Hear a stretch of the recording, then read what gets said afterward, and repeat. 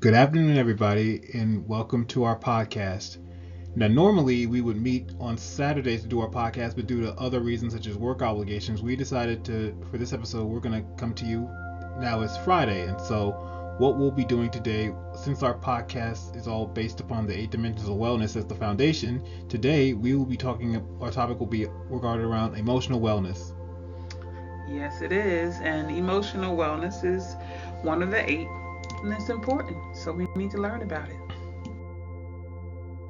Okay, like we always do, we start out by giving respect to the person who developed this concept, Dr. Peggy Swarbrick, who developed the 8 dimensions of wellness in the 90s. Um, when we nurture the 8 dimensions of wellness, we achieve a balance that most people are looking for, right? Yes. So here's our interpretation of an emotional wellness topic. Let's be reminded of what the 8 dimensions are, which are emotional, physical, occupational, social, spiritual, intellectual, environmental, and financial. Okay, thank you for that reminder. Emotional wellness is basically our ability to cope, being able to adjust to challenges or stress, as well as sharing our feelings in everyday life. It is also awareness of our strengths and weaknesses. So, we people always say don't get too emotional, but we're humans, right? And we're Mm-hmm. supposed to be emotional in particular situations. So we're going to explore the emotion of happiness. So today's topic is taken from an article that Khary found from Prevention's website. And so it prompted this discussion we're going to have about emotional wellness. It asks and it addresses feeling down. Try these 21 habits for a happier life according to experts. So we're going to explore these habits together. Happiness is not about the absence of negative emotion and the abundance of positive ones. It is about pursuing a life of meaning and purpose and living in accordance with your values, explains Dr. Judy Ho, a clinical neuropsychologist in Manhattan Beach, California. When you do this, you will inevitably come across both highs and lows emotionally, but all lead to a deeper sense of joy. All right, so I'm excited to find out. Okay, I'm excited to start the happiness tips because according to this article, we're going to find tips that are backed by experts that's going to help us lead fuller, more content lives. So, first, it tells us we must take care of our body and mind. With regards to practicing gratitude, it can lead to people feeling more positive emotions and feeling an increase in motivation to engage in their life and make healthy choices, explains Sari Chait, a clinical psychologist based in Massachusetts. Creating a morning routine. A good routine can set your day up for successful outcomes because you direct your thinking towards positivity. So, practicing gratitude, what does that really mean, Khary? Basically, having a talk with yourself and acknowledging all the things that you're grateful for and thankful for. The fact that sometimes we can get caught up in the daily life, and sometimes you can just have to take some time out to sit, have a quiet talk with yourself and acknowledge what are the things that you're grateful for. You could definitely say it'll snap your mind back in focus instead of just getting caught up in the rush of just regular life. So, I appreciate that because if we remember and remind ourselves what we're grateful for, it just puts us in a better mood, right? Mm-hmm. Um, I'm grateful for you. I'm grateful for our family and how God has blessed us. And then, what about this morning routine? So, my morning routine when I wake up is that I pray and I read a scripture, on the Bible app, Mm-hmm. and then I listen to one of my favorite preachers, and that's Joel Osteen. Do you have a morning routine? You can say the morning routine is definitely a work in progress. One of the things that I do, I do pray as soon as I wake up, and then also one of the things that I'm working on is, I remember, I think it was a year ago, you gave me a devotional. My goal is to like do that, is as opposed to, instead of just waking up and either finding my tablet and looking on my tablet and just trying to cultivate healthier, more productive habits. At least get your mind in a more positive space. It's like it's better to start the day in a positive space instead of just immediately starting it with a negative one. I mean, we'll hit some form of negativity during the day, but at least let's start the day off on a positive note. Exactly. That's the whole rationale behind what I do. Trying to start off in a positive, uplifting mode. Okay, how else can we take care of our mind and our body? Making a list of things that you can do daily to bring yourself joy.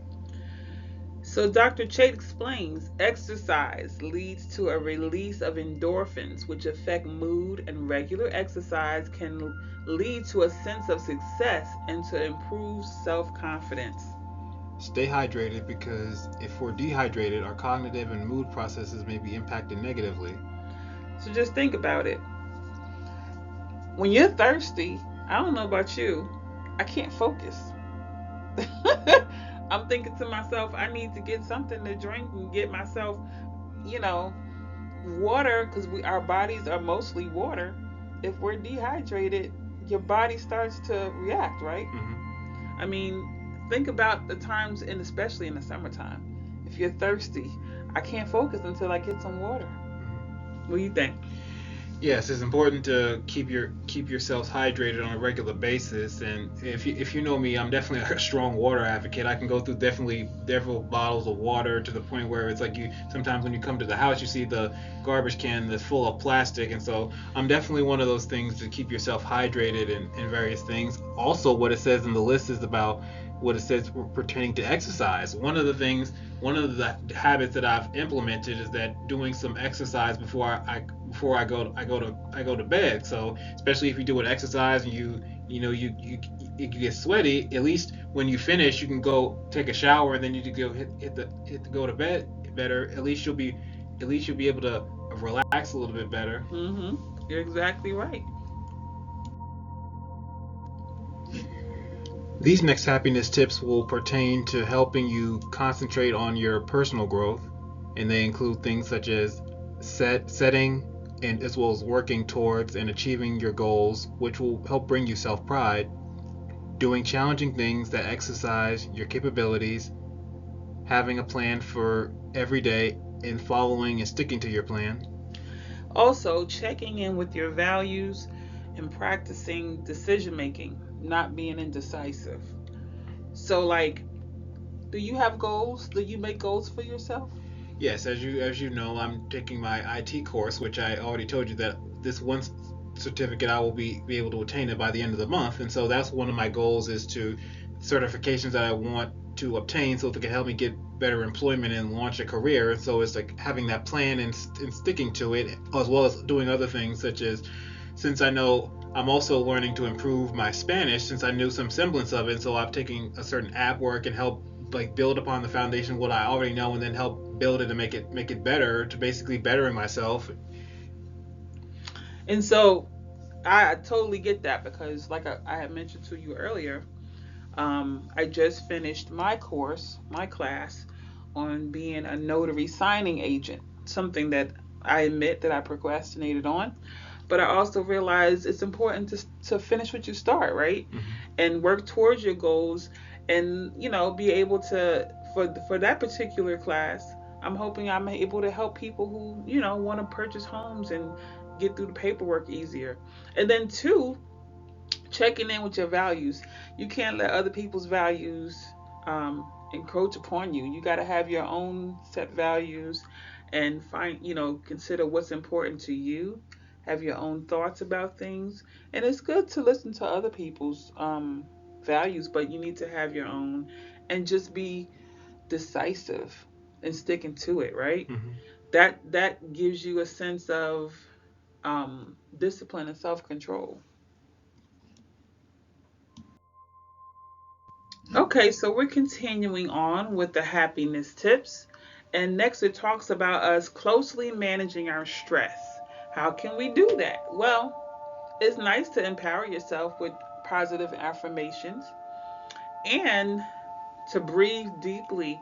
What it does is calm you down. It helps you to reset. I know for a fact it will lower your blood pressure. I've used it at the doctor's office actually. And then embracing nature, it helps to decompress you. I mean, something about nature, it's fascinating how we can look and see how, God created all these different things, trees and little animals and such. Also included are being present and enjoying the moments, whether it be big moments or even small moments, walking and meditating to help appreciate the environment, as well as seeking help with the various things, including therapy. Yeah, I mean, everybody may not need therapy, but if you feel that your happiness is at a low and you can't seem to pull yourself out of it, seeking professional help is it fully acceptable, right? Yes. I also wanted to bring up something going back to breathing deeply. I remember this past week I was at work and they have the radio station on, and one of the people on the radio station says that they found a study that says that actually taking deep breaths actually helps calm you down as opposed to say screaming as by comparison that it does that. I just wanted to bring that up. Yeah, it does. Your body, when you take in air, like in through your nose and out through your mouth slowly. Now, I this is how I figured it out. So this is going back some time where I was concerned about having high blood pressure. Mm-hmm. And whenever I go to the doctor, I don't know about you, I always get a little nervous. And when you get nervous, your blood pressure goes up. So when the nurse comes in to take your blood pressure, it's up. So it makes it seem like you have high blood pressure. So I researched it and it said if you take 3 deep breaths, it will lower your blood pressure because it's calming your system down. Mm-hmm. So, you know, we have to learn how to manage our stress, and breathing deep is so simple, right? Mm-hmm. All right, so we're getting down towards the end and with our happiness tips, and so far I'm pretty cool with them. What you think? Yes, they're definitely very knowledgeable and something that you can use apply to your everyday life. So, this one talks about us being social with loved ones. And so, And those tips include making efforts to connect with others, be comfortable with embracing your time alone, as well as setting healthy boundaries with reciprocal relationships. finding a hobby that can connect you with other people and connect with yourself, and volunteering your time because it is fulfilling to help other people. So, like when I saw embracing your time alone, for me, as the only child, and you could tell me your thoughts, embracing my time alone is easy because I didn't have, any brothers or sisters that I had to share time with. So, for example, when we had the lockdown for COVID Mm-hmm. and we couldn't go out, I was cool because I was coming up with projects to work on and everything. But your dad, he went crazy because he grew up in a house full of people. So, how do you feel about making time for yourself and embracing the time alone? I would definitely say it's a necessity, especially whether you've had siblings or let's say if you work on a work regular basis. It's like you're surrounded by a bunch of people. It's important to have time for yourself, but it's important not to have not to have too much time to yourself. Like with anything, too much of something is not good for you. It's like it's important at one point to relegate some time for yourself to just recharge yourself. Regain your focus because especially if you've been very busy, it's like you can be a bit tired. It's trying to regain your strength back and Mm-hmm. And also, reciprocal relationships. I think we need to talk about that. You should not have a friendship or relationship where you're constantly giving, overextending yourself, and you're not getting it back. In a relationship that's healthy, you give equally and freely to each other, and you don't ever feel like you're doing more and that person is just taking and not giving. Any thoughts about it?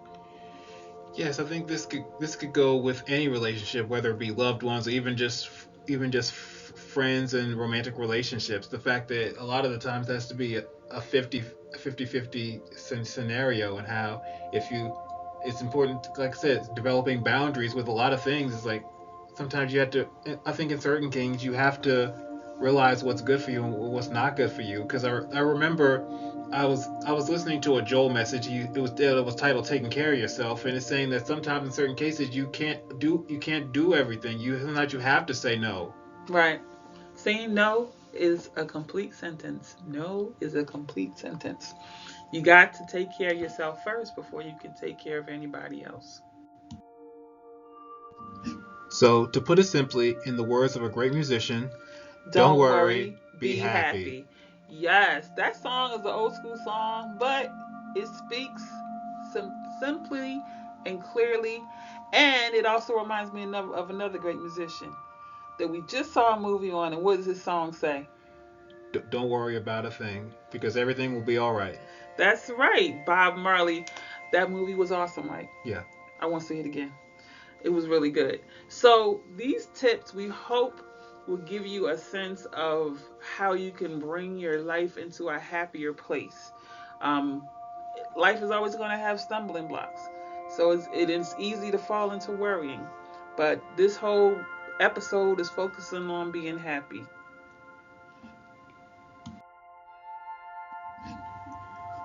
Well, now all that's left to say is that's all, folks. My name is Kyrie Smith McCall. And I'm Pamela Robinson Smith. This is our podcast. We thank you for coming. And if you want to learn more about our ministry business, visit http://rain-bow.org. Thank you so much for tuning in and stay tuned for our next episode. I love you. Love you too. Bye.